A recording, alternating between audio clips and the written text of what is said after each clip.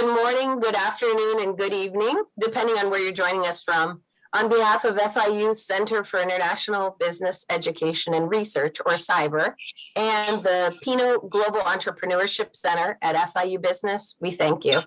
We're delighted to have you on board as we discuss ways to create a global community through experiential learning. My name is, first I'll introduce myself, and then I'll be honored to introduce our speakers for the day. My name is Jillian Avendano, and I'm the program director, again, at FIU's CIBER Center. And we are one of 15 CIBERs, which run thanks to a great grant from the U.S. Department of Education. Our goal is to promote U.S. competitiveness in international business. We do so in a number of different ways, one of which is through our CIBER International Business Speaker Series, such as the one we have today. So without further ado, I'd like to present our distinguished speakers. Joining us from Bangkok, Thailand, we have Mr. Deepak Ohri. Mr. Ohri is the CEO of Le Bois Hotels. So he's well known worldwide as an award-winning entrepreneur who has transformed the luxury hospitality landscape in Asia. He is an expert in experiential hospitality. And today he's going to share with us his knowledge and perspective on experiential learning. He's also the executive in residence in entrepreneurship and innovation at the Pino Global Entrepreneurship Center here at FIU. And he is the executive chair of the Pino Global Executive Board. We're honored to have him as a member of our CIBER Advisory Board. He's on the advisory board of World Happiness Foundation. He's the chief happiness officer at Le Bois Hotels and Resorts, and he's the president at Maison Happiness. And he's a very busy guy, as you can tell. Also, I'd like to introduce to you Dr. Sumit Kundu, who is he works with us here at FIU, but he's also joining us from India. So we have some people coming in from all over, which is very exciting. He's a professor here in international business. He's a James K. Batten Eminent Scholar Chair in International Business. He's the Associate Dean of International Programs. And in the next grant cycle, he will soon be the Faculty Director for the CIBER program here at FIU. I'd also like to introduce Dr. Anna Petrazik, who will help us with the question and answers at the end. She's the Director of Global Operations and Recruitment at the College of Business. She's a faculty fellow in entrepreneurship and innovation at the Pino Entrepreneurship Center. She's the faculty director of the Professional MBA in Sports Management program with Real Madrid Graduate School. And she's an assistant teaching professor in the Department of Marketing and Logistics. And with all of that being said, I'd like to pass it along to Dr. Sumit Kundu. Thank you. Thank you, Jillian. Thank you very much. Good evening and greetings from India. It's great seeing you, my distinguished colleagues, Dr. Anna Petrazik, as well as my good friend and distinguished colleague, Mr. Deepak Ohri. What a pleasure. This is incredible times. We are living in times which are rapidly changing for the better.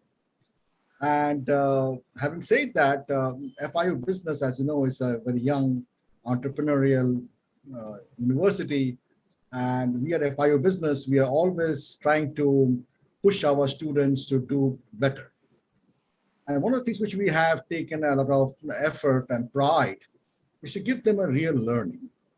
Learning doesn't mean just they come to the university, take classes, and get a degree. They are in a business school setting. They have to learn and apply. It's about applied learning. And that is the fun part. So what distinguishes the College of Business from other colleges is that whatever we learn today can be applied tomorrow morning when you go to work. This is the fundamental motto of our business school. Now, having said that, I have been in FI for 20 years, and I have been involved with a large number of programs. I was formerly the faculty director of the Executive MBA program, the faculty director of the Masters in Finance Business program, and so on and so forth. So I truly value experiential learning. What exactly is experiential learning? Well, simple way of defining is learning by doing, hands-on learning. So you have to basically, learn the material from your professors, from your peers, and take that knowledge and use that knowledge. Yes, certainly. Use that knowledge. So that makes, really fun for all of us. Now we are living in very uncertain times. And as you have known that the last 2 years, the world has changed profoundly. But learning has never stopped and learning will never stop. It's more so real learning. So I think, this webinar, which is conceived and thought of, was to basically revisit that issue that learning has an important and integral part in our curriculum. Now, I teach international business and global strategy at the master's level. And of course, I do use, a large number of things. But at the end of the day, I ask a question, what am I teaching? What type of knowledge, what type of skill sets do I want my students who are managers of companies to possess? Because of course, at the end of the day, they have to be a good decision maker. And it is not about marketing, it's not about logistics, it's not about supply chain or finance or accounting or strategy. It is encompassed, embedded in everything. It's a holistic way of learning. So over the years, of course, I have used and relied heavily on case studies. Case studies from Harvard Business School, from NCR, from IMD, from Thunderbird, from Western Ontario, a variety of sources. Because I value them. Because these are real companies, real problems. And of course, then the question comes is that what else can we do? Of course, I don't use simulations, but some of my friends and colleagues do use simulations. Another nice way to learn. Then there's, of course, applied research projects, which can be used, which I do use in my class, which I teach in the master's program. And then, of course, we have incubators, which is a fascinating place to learn and experiment. We are an entrepreneurial institution. The Pino Center for Global Entrepreneurship is a hallmark of this university. So there's ample opportunity to learn and take your ideas and commercialize them into the real world. And of course, I am also in charge of the Office of Global Initiatives, which is heavily engaged in study abroad and internships. And both these elements, study abroad internships, are integral part to our students' success. At the end of the day, I've always believed, why are we here? We are here to serve our students. If they are successful, we are successful. So FIU has come a long way. It has come a long way in this 50 plus years, but we are still innovating. We are still learning. And so experiential learning is a very important aspect. Let me talk a little bit about the concept of bridge, because I talked about what we're teaching in the classroom can be applied in the real world setting. So in many ways, there's a bridge between theory and practice. Okay, so as academics, we are always writing about research, creating knowledge, research papers published in top tier journals. But the question then becomes, can we use this knowledge in the real world? That is the ultimate test. And if we are able to do so, then it has much more meaning. Okay, it is more impactful. Now, one thing which I emphasized, is the issue of intangibles. Let me explain what is intangibles. So you have two parts. One is a tangible element, one is the intangible element. Tangible is something which can be measured, very objective, outcome-based. Intangible, it's more difficult to measure. Such as what? Such as soft skills, such as negotiations, such as cross-cultural issues. And these are very important elements of one's learning because we live in a globalized world. So if you are going to do business in Thailand, our American managers, American students need to understand what do they need to learn to be successful in a foreign country. And of course, we teach our students to do in Rome as Romans do. So I could argue this, certainly, so if you're in Italy, you have to learn the way how Italians operate. If you're in Thailand, you have to understand how Thai people operate, and so on and so forth. So in that context, the issues of time orientation, space, religion, language becomes very important. But at the end of the day, I've always believed leadership. Does leadership matter? Yes, it does. At all levels. because the leader sets the tone for the organization. So today we have an outstanding leader in the way of Mr. Deepak Ohri, and his success in his industry, and he will talk about his experience. But as an academic, I can tell you this much, that yes, anybody who is a good leader will generate confidence, will be a pioneer, will be a visionary, will be entrepreneurial, and is willing to take risks. You have to take risks. You have to challenge the conventional wisdom. So I think, when I talk about experiential learning, yes, you are getting outside the comfort zone. You're going to a foreign country, you're going to a different industry, and so forth, and you're able to learn and get a lot from the experience. So I think it is important for us to keep on trying to help our students to get that experience, whether through study abroad, whether through case studies, simulation, applied research projects, incubators, and very important internships. So I think, we are on to a good start, something which business schools have to further develop and improve upon themselves, because experiential learning is an integral part of our curriculum. Because at the end of the day, the students who go out to the real world and start working, if they have experience and if they have learned something which is valuable, that will come from outside the classroom. So on that note, let me introduce this evening or this morning, afternoon, wherever you are, our distinguished, executive in residence at the Pino Center for Global Entrepreneurship, Mr. Deepak Ohri, who has been very kind to us. He has shared his experiences, and the floor belongs to him, and he will give you his perspective on experiential learning. Deepak. Thank you, Dr. Kundo. It's an honor to speak after you. So you will, it's a great, I think it's the second time I'm meeting you, and always learn a lot, whether we meet socially or right now in a formal manner. And Jillian, it's so nice to meet you first time in a virtual world. And Dr. Anna, thank you so much. So it's a great partnership between CIBER.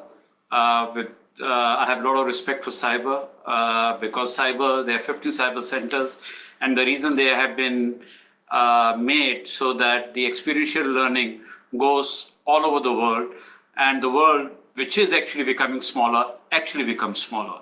I'm going to touch on few issues because I'm not an academic. I come from a very different point of view.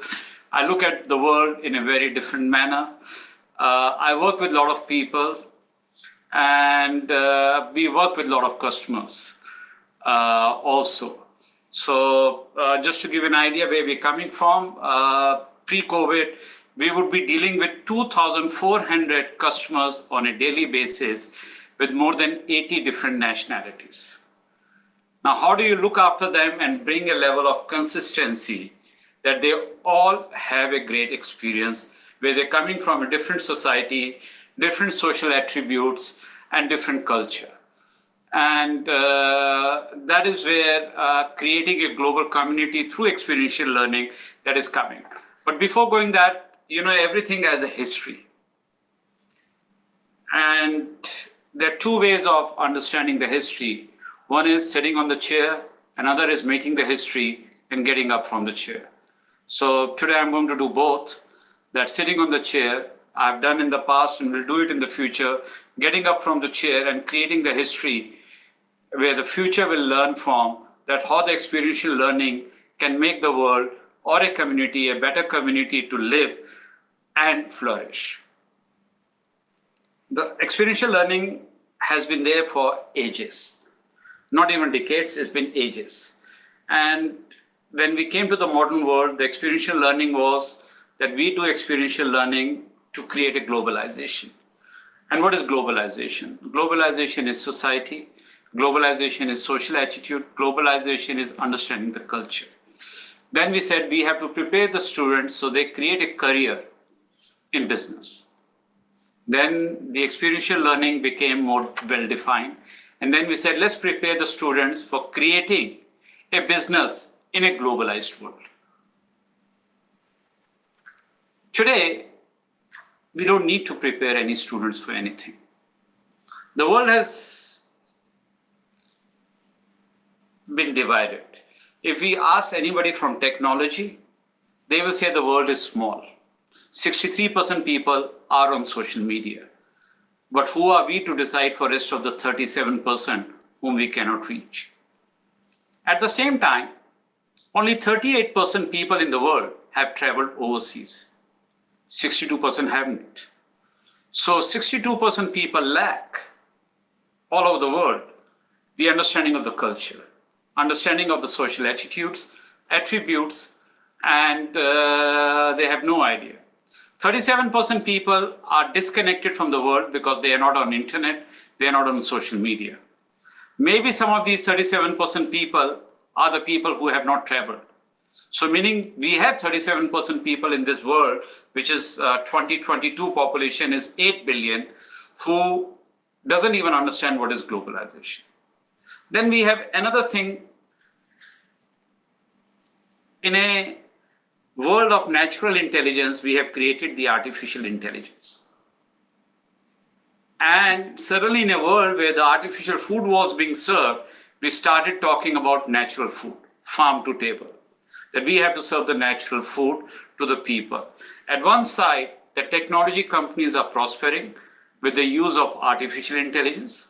At the other side, we are talking we have to go natural. So sometimes, unlike polls, they create wonders, but there is an inconsistency that is happening. Also, 37% people, which I'm repeating again, are not connected on the social media. So what do we do? How do we create a global community through experiential learning? And I'm not trying to flatter. I think Dr. Kundu, under your initiative at the CIBER, it is doing a great job, because we are working along with Jillian on the initiative in September, where the team of professors will come and immerse themselves in one particular country culture and bring it back to US and spread that word. So those people who are not connected and who are not traveling overseas get to see that. But where does it leave the experiential learning? Why do we need experiential learning? Because we are people who may have not done our formal studies, but we are every day creating an experience for our customers, for our people, for our stakeholders. So where do we fit into this education system? And what are we looking at? Because at the end of the day, this is where the students are going to come. And what do we look for students, and what do universities try to train the students, is that bridge that is not too far, and we have to connect that bridge.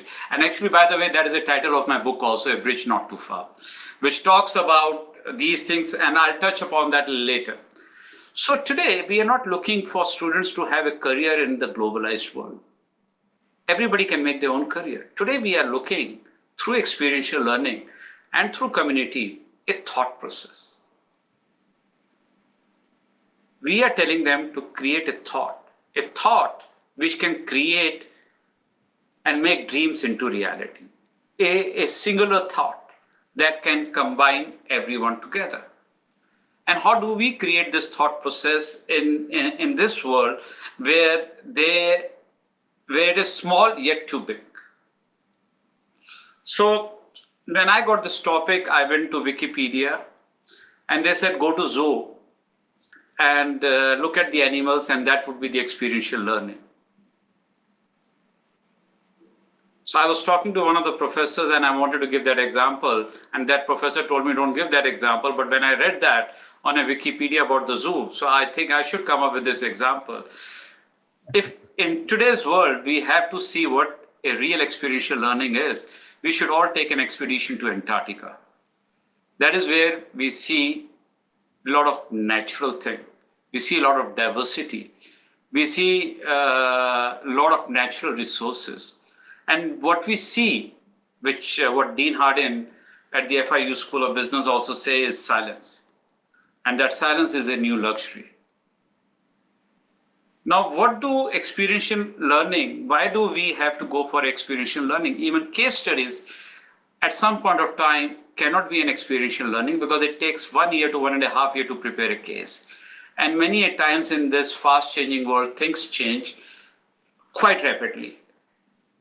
So how do we, what are we telling students, and why do companies are looking for people who have experiential learning? What are they looking for? Now, if we look at the latest admission things at the top schools, they say extraordinary is not enough. They're looking at people who wants to or who have made themselves into a brand. And why do so early in life? Every student has to create a brand of his own. It's a thought process. And how do we create this thought process? What do we need to do as leaders or as professors or as the guardian of the future generation? What do? We bring them to the reality. And that is what the experiential learning is. And I'll give a very recent example. But before that I give an example, I want to give another example, which is a fiction. There's a new movie that has been released, and I'm not advertising this movie. It's already made $300 million worldwide, Top Gun Maverick. Okay, and this Top Gun Maverick, they get this pilot, Tom Cruise, and he said he can do it. The Top Gun pilots are sitting there, and he's telling them this can be done in this much of time. Now they have to do some exercise which requires even a second counts a lot. The professor said, forget him, let's do this in 4 minutes. And suddenly we see in a movie that Tom Cruise is on his aircraft and is going through, and he finished that in 2 minutes, 20 seconds. That is experiential learning. That is, we lead from the front and students follow. Students become passive. They learn, they see, and they immerse themselves. And we did that at the FIU business very recently with Luxury Incubator. We took a team of students, 18 students. We did very well. And the best thing was, at the end of the thing, everybody became emotional. And they became emotional not because we are saying bye to them or their holiday is over. They became emotional because they were able to see the world. They were able to think through all the 7 days of that exercise and see a world with new eyes. They never knew that something like that existed. It opened their horizon. It opened their mind. And I can tell you these 18 students are going to do wonders. Some will do now, some will do later, but they're all going to do wonders because what has happened is their thought process has started working. Now, this course was not done overnight. I think not many people know, only 2 or 3 people know that during COVID, I had created a Ohri Luxury Index. And this Ohri Luxury Index, Ohri is my family name, Ohri Luxury Index was done to combine tangible and intangible. Now, I'll give you an example how. And we have tested it 2 times already. Third time, I'm looking to test it in 3 different continents with 5 different brands. So we see whether it stays consistent or not. So what is this Ohri Luxury Index? So we talk about habits and cultural thing. And we will talk not international, we'll talk within East Coast and West Coast. A particular brand in East Coast, people don't buy because that is what the students told us when they went to do their research, that they don't like the logo to be in the brass. But on the West Coast, people prefer that the logo has to be in brass. So what should brand do? So the brand is doing that, they remove the logo, but both the purses are at the same price. Now, when we put this data and few other data into the Ohri Luxury Index, it tells us that the brand, same brand, by removing those gold buckle, embossing the brand name into that purse can be sold $2,000 expensive and will have more buyers. Now they are selling, but just imagine for that brand, if they use Ohri Luxury Index per purse, they are making $2,000 extra and 20% extra customers coming to them. So see the opportunity loss. This is where the experiential learning comes. This is what the experiential learning should do to the community. The second thing is, which is a very old example.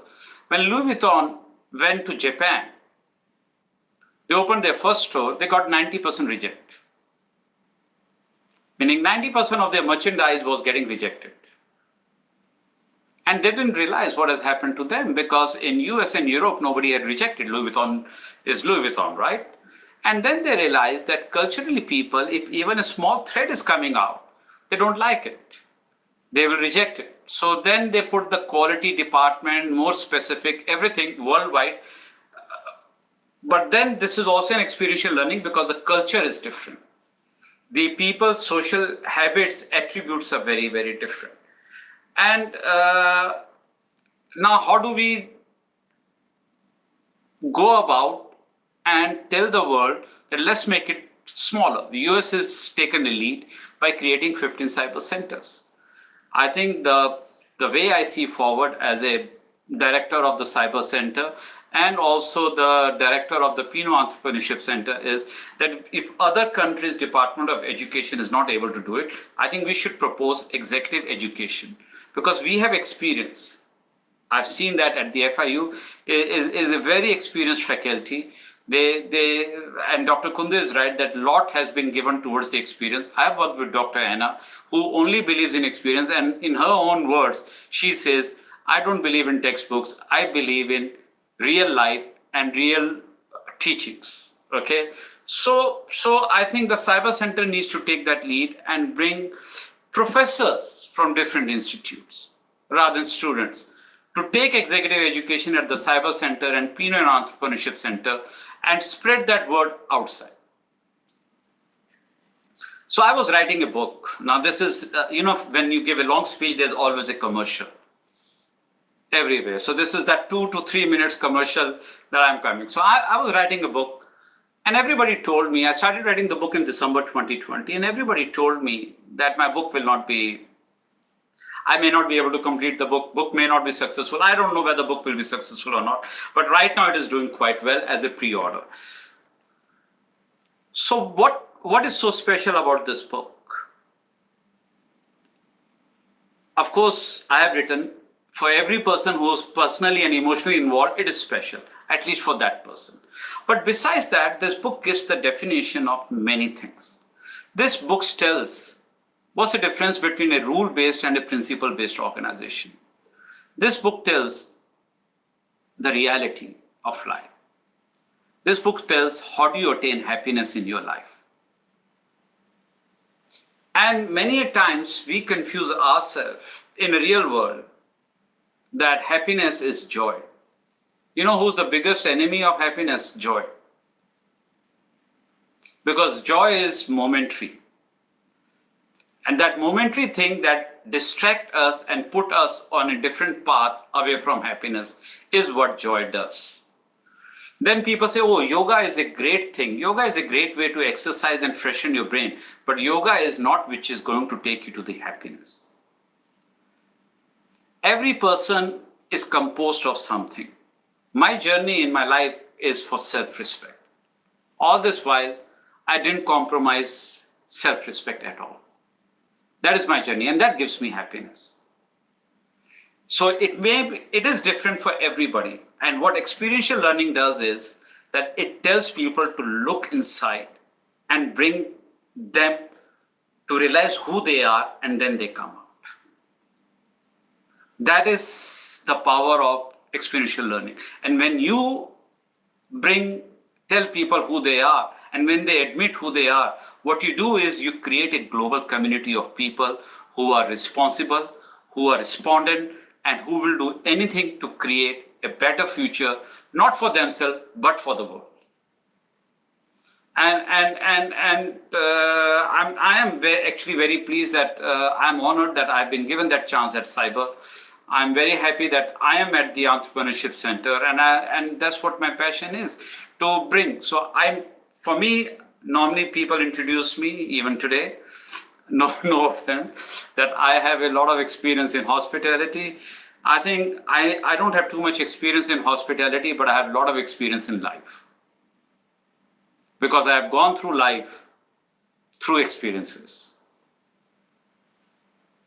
I have gone through life searching for happiness, and I created my own happiness, and not something that I am happy and I'm sad, because I am consistently happy, and I have found why I'm happy. So in my book, one day I was, this is one small thing about the book I'm saying. So I was not able to write, and my friend and my coach told me that please write and focus. So I asked my coach, what is focus? So she said, focus is put your thoughts. So I said, but what is that? She said, you can't do focus. I said, no. He said, then do meditation. I said, how much time it takes me to learn the meditation? She said, 2 years. So I said, 2 years, and then I have to focus. What is the guarantee I'll be able to focus? She said, I don't know. So 2 years, I have to learn how to do meditation. Then also, I'm not sure I'm able to focus. And then I took out certain memoirs of top people and tried to find the definition of focus, and nothing was mentioned. And while washing dishes, I understood what focus is. Focus is a consciousness of our own weakness. Once we're conscious of our own weakness, then we are focused on our strengths. That's it. It's as simple as that. And A Bridge Not Too Far, that's my book, defines each aspect of real life in a way of story to the world and how to attain happiness. So, and the book is not theoretical, the book is going through experiences. Of course, it is my story, because when you put all this management principle, to make it interesting, you have to weave into a story. So there are 26 principles that are being used to write this story of real life experiential learning. So this is what I have to speak, and I think I have not been able, I think I did quite well. So I will open for questions and answer right now. Then we have time, but this is the whole focus, my thought process of experiential learning is. So I'll start with the questions. So we have a number one question would be the following. Deepak, what do you think? How about experiential learning? How experiential learning can help students brand themselves, and how they should correlate that? And why you think it's important for students and faculty to really go through that training and put a little bit industry closer to academics? A very good question, Dr. Anna. So I will reply this question with a real life situation. When we were doing the luxury incubator course, and most of the students had gone to see the Pacific Ocean in Corona del Mar, I was talking to 2 or 3 students, and there was a lady sitting next to me. She said, my 3-year-old didn't eat this bread. Normally she eats. She was listening to you. And we were talking about emotional expression. And she said she has never stopped eating, but she was listening. And then when I introduced Dr. Anna to that lady was in tears, because we were talking about the real life experiences. So when a real life experience can do this to a 3-year-old and to a mother, and we saw what it did to the 18 students, what it does is experiential learning is, if it is done properly and if it is done in a very strategic and in a very honest manner, it brings everything out from every student, and they're able to see who they are and what are their capabilities and how they can achieve. Experiential learning also tell people that at what scale they are, in scale of say 1 to 10, and they know that this is the distance they have to cover. And when they know this is the distance they have to cover, life is not 1 year or 2 years, life is long. And you never know, because if you look at what I was in my classroom, I was far behind. Now you look today where I am, I think I'm pretty ahead. So life is a journey, and each student has to take that journey, but they already know through experiential learning that which path they have to take. So this experiential learning also becomes a GPS for them. It tells them where they are and where they have to go and which path they have to choose. Thank you very much. We have one more question. Actually, this question is coming from Charles, who happened to be on the Luxury Incubator program with us in New York and Los Angeles. So the question is the following. What future experiential learning opportunities will be afforded to MBA students in regards to entrepreneurship? And I'm going to respond to the first part of that question. And of course, Deepak, I would like you to continue as that. Deepak and I, we are working on several programs that are going to be offered through the Pino Global Entrepreneurship Center. We're looking into executive education, 3 particular courses, and also on a masterclass that's going to be offered to the students, the way that they can participate and learn more. Deepak, would you like to comment more on that? Yeah, so this is what we have discussed, Dr. Anna. So we are taking 3 courses plus a luxury masterclass for next year, that is 2023, at the Pino Entrepreneurship Center. And Charles, to answer your question, life changes very rapidly. Technology is changing. Year and a half back, the world didn't know about metaverse. The world didn't know about other things. We don't know 2 years down the line what is going to happen. So our courses are going to be very dynamic. Our courses are going to take the real life situations and put it in the right perspective. And I've written 26 principles, but I think there's one class that I want to take in 2024 at the Pino Entrepreneurship Center, and that is the happiness class.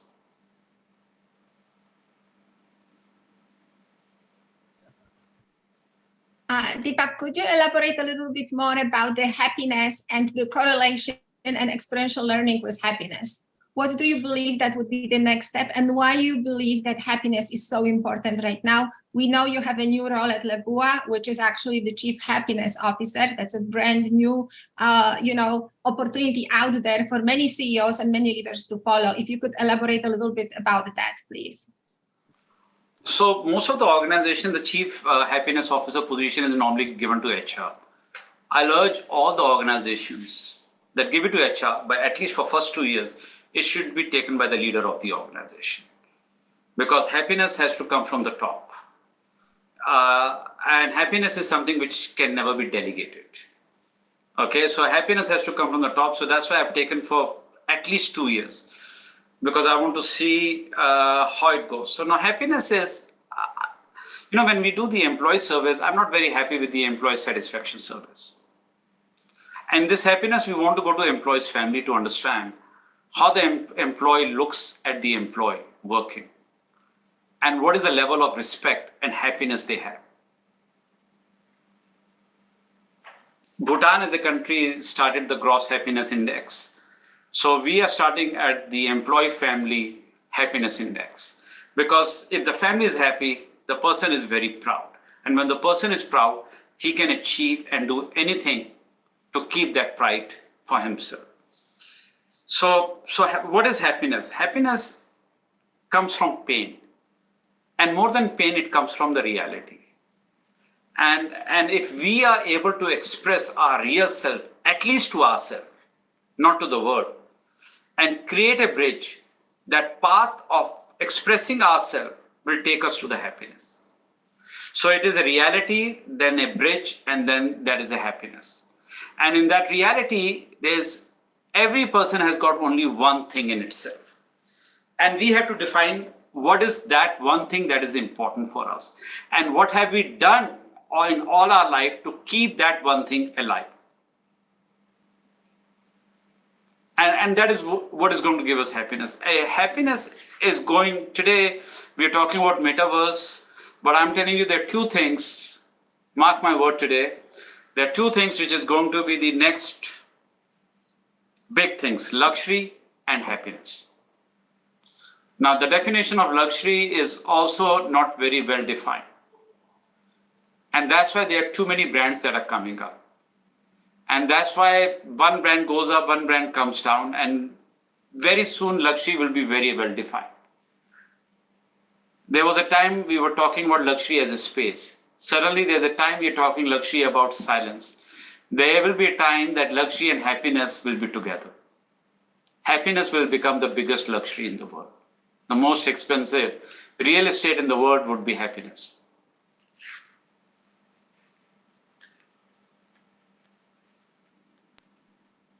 if I may add one thing, which I think needs to be addressed, Deepak, is that I mean, when we look at experiential learning, we are basically trying to think for our students' success, their future, and so on and so forth.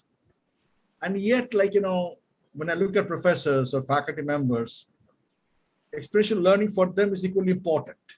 And let me just build upon that. In this profession, in the academic world, we have something called sabbatical. And people get sabbatical to write books or start a research paper, a project. For one semester, they can go abroad and so on and so forth. So I'm thinking that why don't we challenge the conventional wisdom? And by challenging the conventional wisdom, the sabbatical can also be spent in an organization, in a company, in a firm, in an industry, whereby the professor, it could be in the hospitality industry, it could be financial services, it could be in the software, it could be anything, whereby they learn a lot in terms of the practices and best practices in that organization, so that they can take that knowledge and bring back and share that knowledge with their colleagues, with their peers, with their students. As it turns out that we have not gone that path. And so I'm questioning the very essence of sabbatical, which is basically trying to pursue your creativity in terms of scholarship by learning or by contributing or building something new.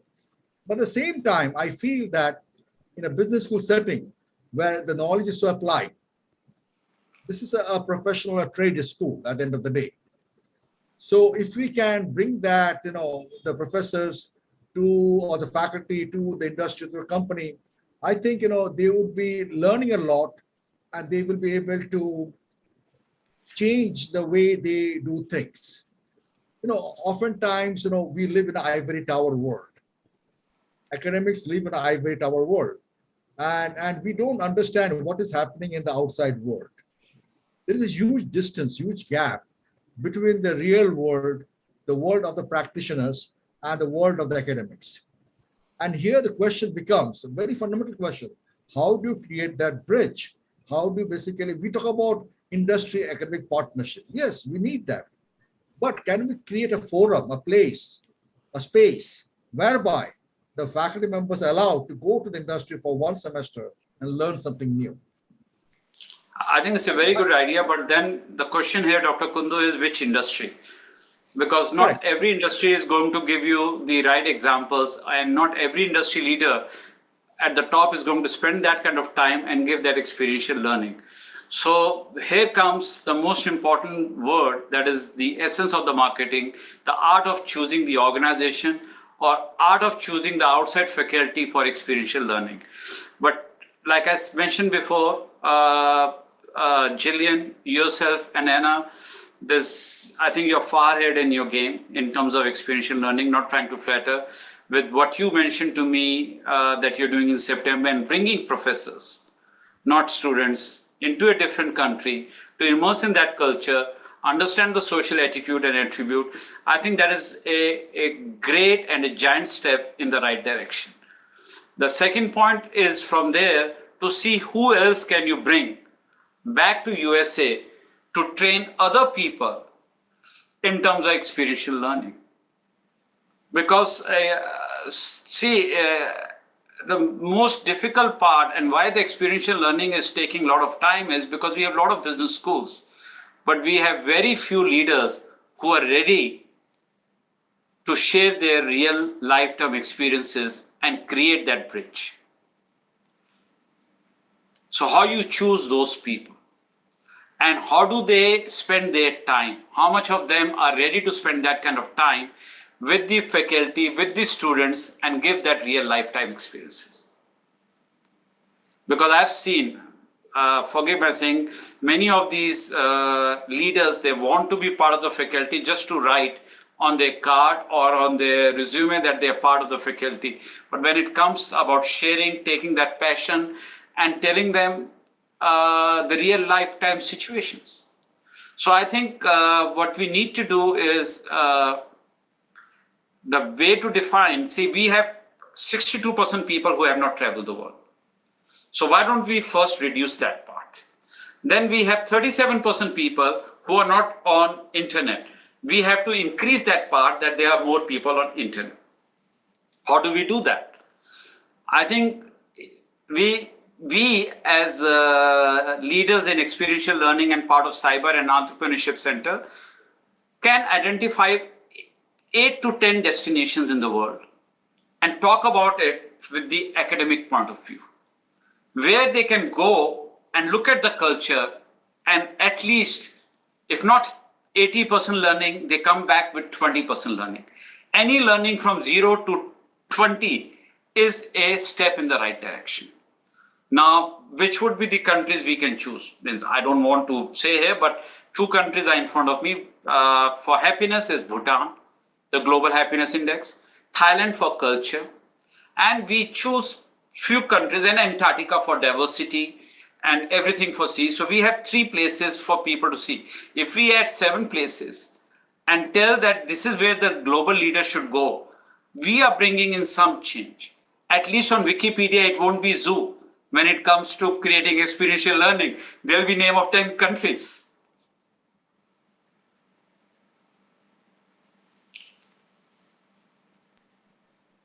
So building upon that, Deepak, I was thinking and reflecting upon that there are institutions in the United States which have allowed faculty to work in companies, and I'll give you a concrete example here. There is a gentleman at Dartmouth College. His name is Professor Vijay Govindrajan. And Vijay Govindrajan was basically spent time at General Electric. And he works with General Electric, right from the days of Jack Welch, and thereafter. And he was one of the first one to introduce the concept of reverse innovation.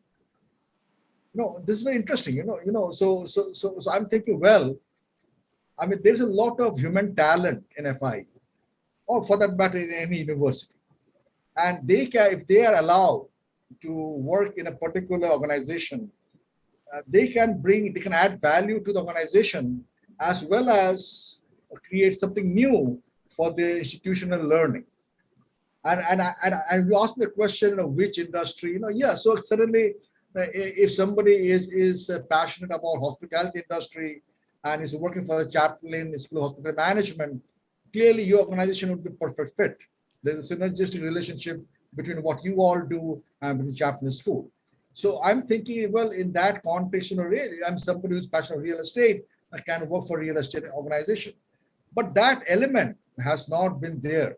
And that is the reason why some students are, when they express the frustration that it is all about textbook knowledge.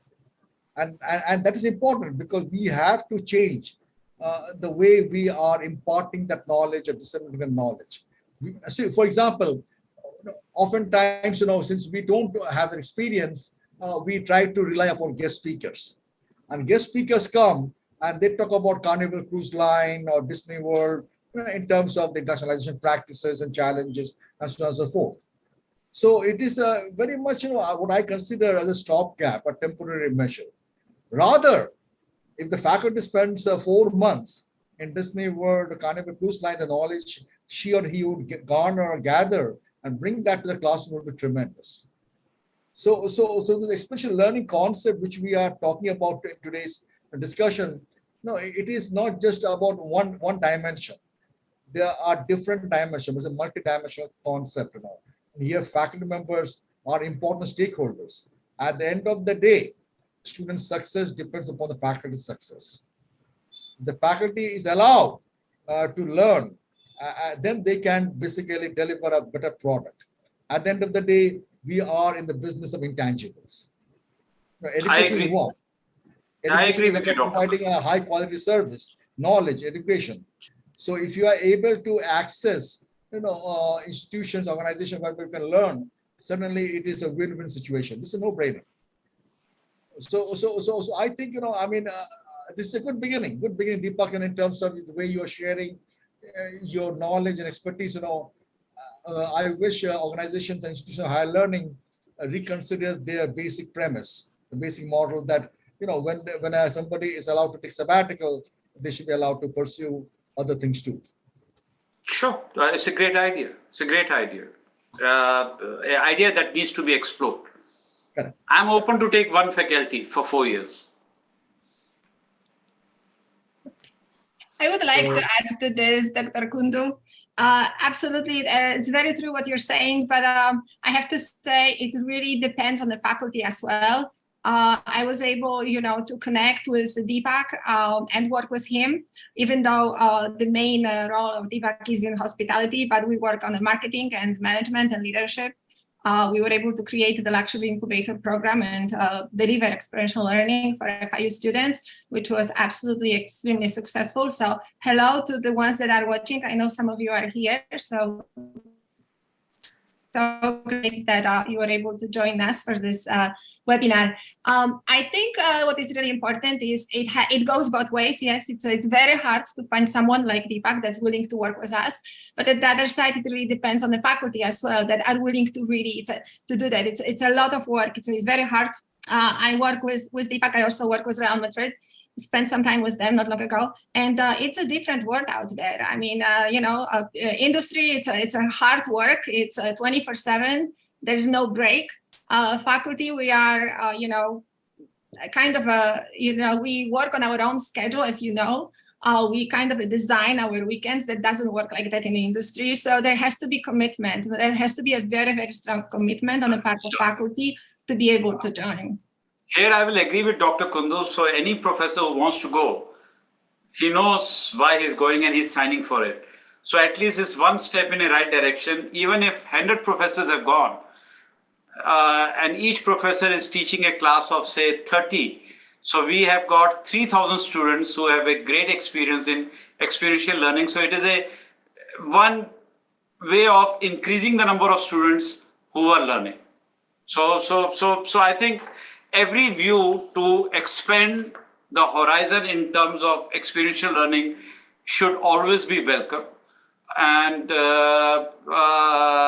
maybe Department of Education should open more cyber centers, or maybe cyber centers, Dr. Kundu, you and Jillian should sign up with the different governments and ask the professors to come to US and do the executive education, because it is a great step forward. It is a fantastic step forward. And also, I think it's really important for the faculty to learn how to teach the students what they were able to learn with the industry. So definitely something to look forward. One thing which Deepak just now, a little while ago alluded to was the mindset, the global mindset. And of course, it is correlated with diversity. It is very interesting that FIU is very uniquely positioned being in Miami. It is a very, cosmopolitan, very culturally diverse city. So the question then becomes is that, yes, we have a very diverse student body. And at the faculty, how can we basically help them to develop a global mindset? And what, Deepak and Anna, or what you are all suggesting, you should take a team of professors from the United States to another location. That is the way to go. Because even if it's a 7 days or 10 days or whatever duration, those people get exposed to a different culture. And of course, Deepak talked about globalization at large. So I think, this is something, when you talk about experiential learning and the way I'm looking at it is that, how can we help professors and faculty members to basically enrich the experience? Because they are the intermediary. They are the ones who are going to make a difference to a student body. So it has to be both ways. We help the students and professor both. Let student ask difficult questions and professor will try to learn also. And professor asks difficult questions and students will try to learn. Right. So here our attempt, so CIBER. So let me speak a little bit about CIBER now. Over the years, the Center for International Business Research, which is the US Department of Education grant, we launched, for example, the FDIB India program in 2008. And many ways, it was experiential learning because you are going there for 10 days and you are getting to see India from the economic side, the political side, the business side, the cultural side, societal side. So it's a very, a very nice way of exposing those 12 to 15 faculty members traveling to India for those 8, 10, 12 days. And that is something which we like to further increase, expand. So what I'm hearing today is that when Anna and yourself are talking about having a program in Thailand for professors, yes, certainly I agree, because that is a very nice way to expose people. Let alone Thailand is a great country, culture, and so on and so forth. But more importantly, to get these people out of the comfort zone, and let them go and experience that, because that is the real learning. Because oftentimes we have been told, oh, professor, this is all textbook knowledge. No, and that really hits very hard. Yes, suddenly, we know what the textbook says, but can we add something more valuable? Yeah. So why I added Thailand and why I added Bhutan, of course, Antarctica. If we look at US education system today, there are a lot of students from Asia that comes into US. But the culture in Asia tells them to keep quiet in the class. And the class in the US, the professors always like the students who is asking too many questions. So it becomes an interactive class. And the students from Asia, because of their culture, they are told not to speak unless and until it is necessary. They are termed as people who are not good. So when these professors goes to these parts of the world and understand that cultural thing, that is hugely going to change. Forget experiential learning, the present education system. Sure.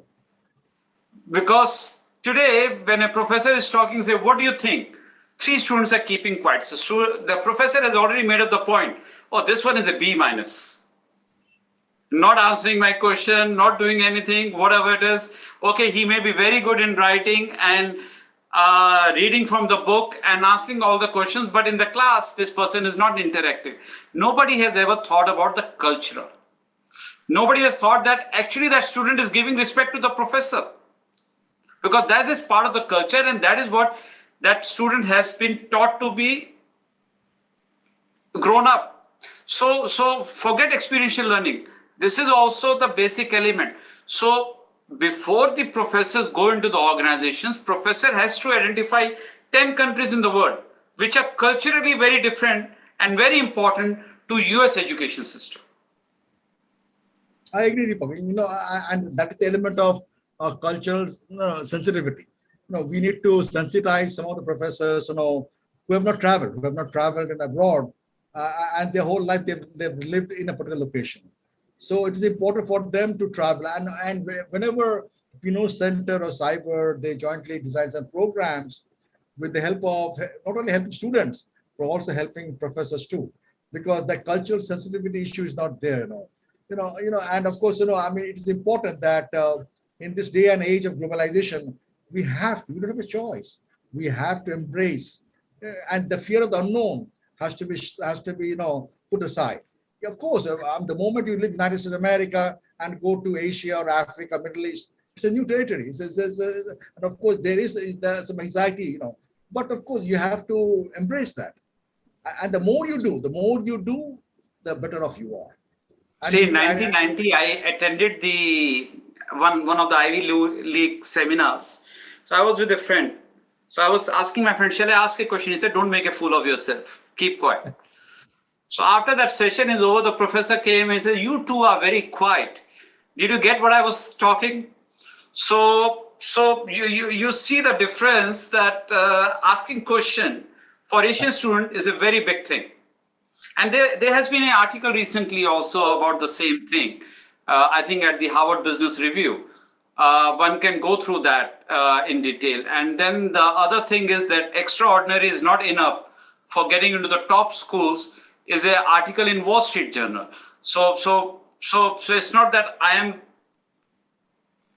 this is already out in the public space. These are the issues that at CIBER and at Pino Center we have to deal with and create a very short-term executive education courses so that we are able to fill that gap that is very evident right now, at the same time planning for the future. I mean, these are excellent points, Deepak, and of course, it's the beginning of a new journey for the two centers.